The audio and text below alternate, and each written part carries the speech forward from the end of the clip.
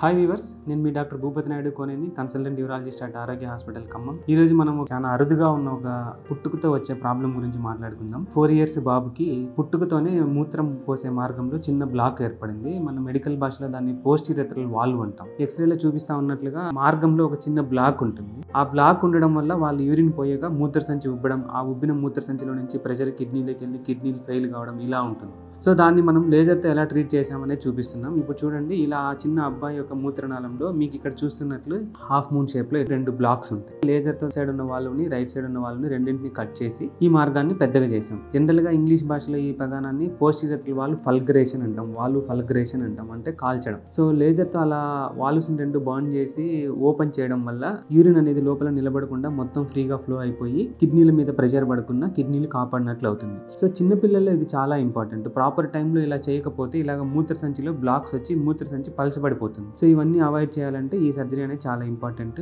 ఇక్కడ చూడండి, లాస్ట్కి బాబు యూరిన్ బాగా ఫ్రీ అవుతుంది. ఇంట్రాపరేటివ్ గానే డెమాన్స్ట్రేట్ చేసాం.